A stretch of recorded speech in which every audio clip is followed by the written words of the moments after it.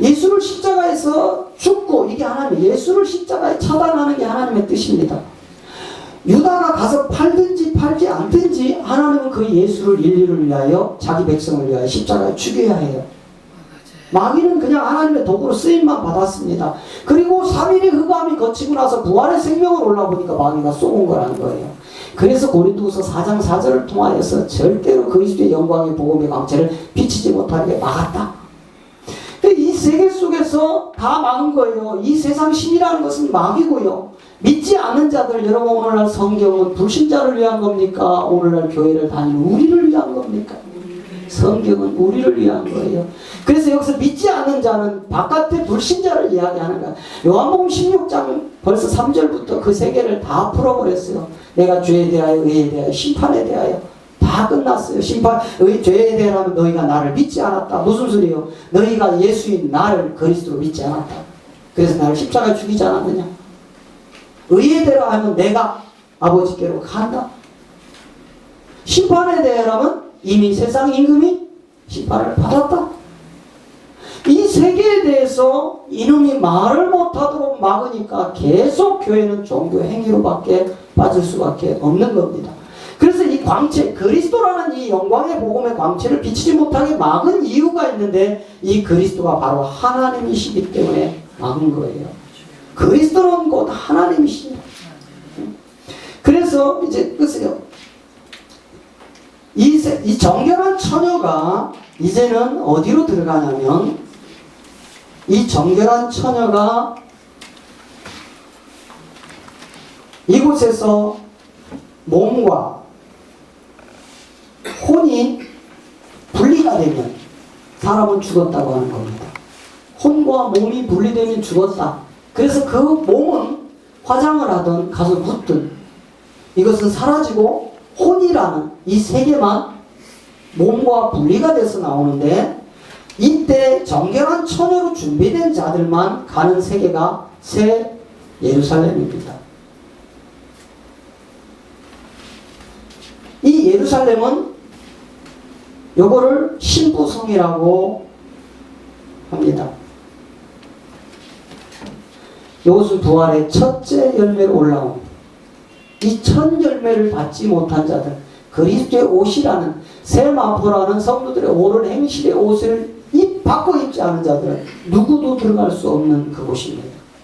그래서 이 신부성은 새 예루살렘인데 정결한 처녀가 이곳으로 들어가는 것인데, 여기서 1000년 동안 혼인잔치가 일어나죠.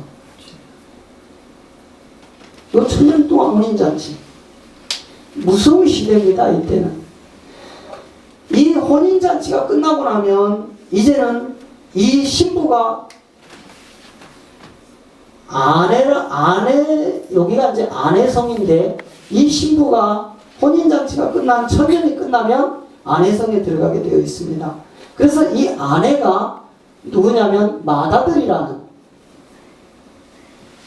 그리스도와 함께 이긴 자라는 아들들, 이 아들들과 이 세계로 들어가서 이 그리스도라는 마다들이라는 이 형상을 회복하여 이분을 통하여 어디로 들어가냐면 마지막 우리가 가는 보좌의 세계입니다. 아버지 품의 세계. 이걸 요한복음 17장에서는 잘 기록을 해놨어요. 그러니까 구원의 여정을 이거를 하나님께서 보여주셨는데, 그러면 이 여정은 이해가 가는데 요놈들은 도대체 누구냐 이거예요. 도대체 천사는 왜 가둬놨고 지옥에 지금 세상 심판 끝날까지, 그리고 용과 옛뱀이라는 이놈을 통해서 지금 공중권세를 잡고 악한 영이 되어서 믿는 자들을 미혹하게 해놨는데, 이 세계 속에서 이제 우리에게 나타나는 하나의 아주 중요한 십자가라는 굉장히 큰 중요한, 여러분 이 십자가는, 자 갈라디아서 6장 14절을 한번 보겠습니다. 갈라디아서 6장 14절에 보면 사도 바울의 고백이에요. 자, 우리 같이 읽습니다. 그러나 내게는 우리 주 예수 그리스도의 십자가 외에 결코 자랑할 것이 없으니 그리스도로 말미암아 세상이 나를 대하여 십자가에 못 박히고 내가 또한 세상을 대하여 그러하다. 바울이 우리 주 예수 그리스도의 십자가. 여러분, 우리 주 예수 그리스도가, 우리는 교회에서는 그동안 저도 수십 년 동안 이 세계를 모를 때는 그냥 예수님 이렇게 하나로 가버렸어요. 그런데 그렇지 않아요. 자, 다시 사도행전 16장 31절을 한번 가보세요. 사도행전 16장 31절을 가면 우리의 구원의 조건에 대해서 사도 바울이 이렇게 기록을 해놨어요. 자, 가로되 주 예수를 믿으라. 그리하면 너와 내 집이 구원을 얻는다. 제가 흔히 목회자들을 만나서 또는 장로님, 권사님 오래 다닌 분들하고 대화를 하면서 성경에 예수 믿으라는 말이 없는데 어떡할까요? 그럼 막 성질을 내고 달라들어요. 왜 없냐고. 주 예수를 믿으라. 그리하면 너와 내 집이 구원을 받는다. 뭐 여기 짜느냐고.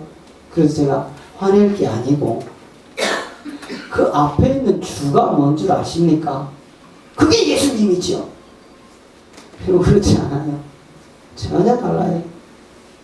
이 앞에 있는 이 주가 굉장히 중요한 내용인데, 여러분, 사실은 제가 지금 여러분의 이해를 돕기 위해서 지금 말씀드리는 거지 꼭 그런 건 아닙니다.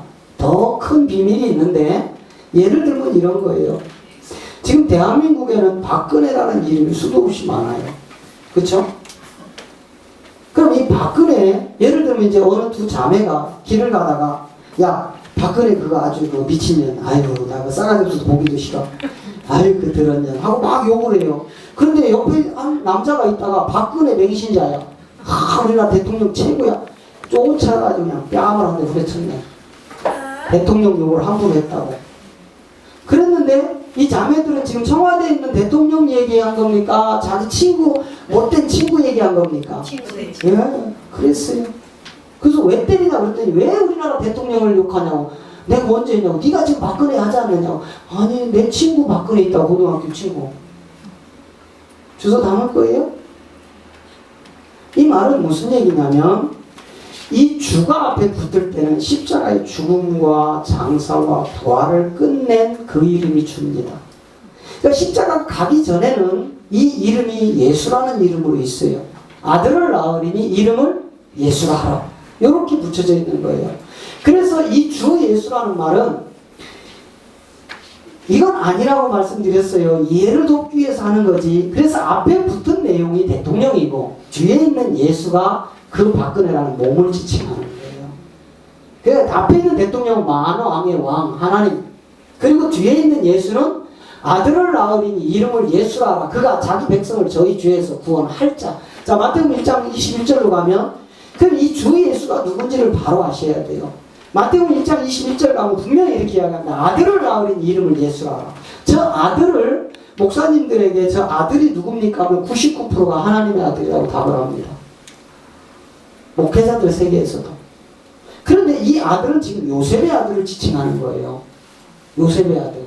요셉아, 네가 지금 요셉 앞에 나타난 이 천사가 네 아내 마리아에게서 아들을 낳을 건데, 그거는 남자와 여자가 결합해서 만든 생명이 아니고 성령으로 잉태될 아들이다. 그런데 그 아들이 나오거든, 네 아내의 몸에서 나오는 아들이 나오거든 이름을 예수라 하라. 이때 붙여진 이름이 처음 붙여진 이름이에요. 제가 인터넷 컴퓨터에서 성경을 쫙 불러가지고 예수라는 이름을 한번 클릭을 해봤어요. 신구약에 수천 번 나와요. 수천 번. 그게 다 우리가 믿는 예수님입니까?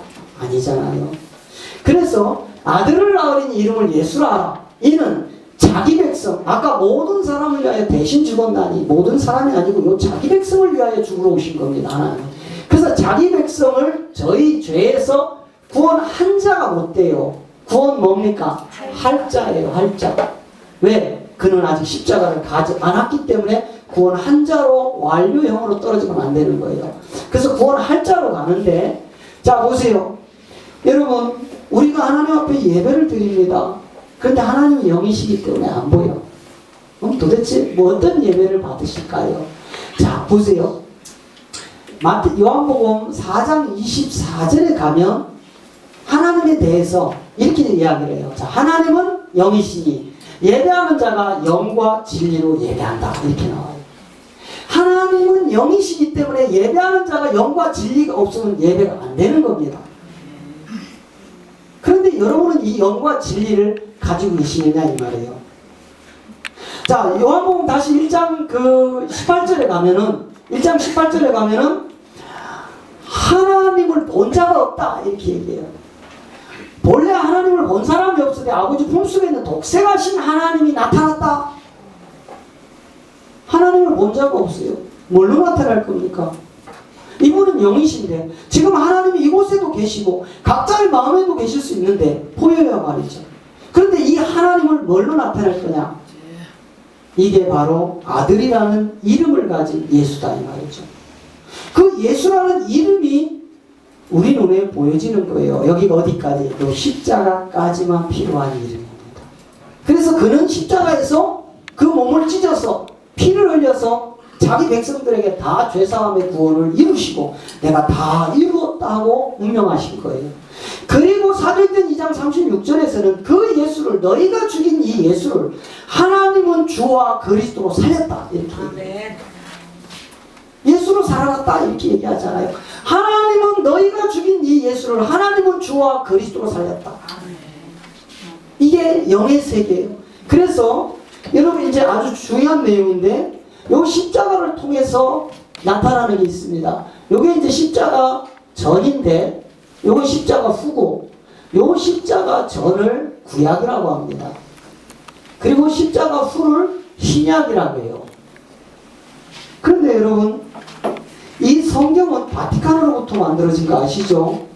콘스탄틴 대제가 기독교를 이 사도들을 그렇게 십자가에 죽이고 핍박을 하고 화형을 시키고 별짓을 다 해도 믿는 사람들이 점점 허황했더라.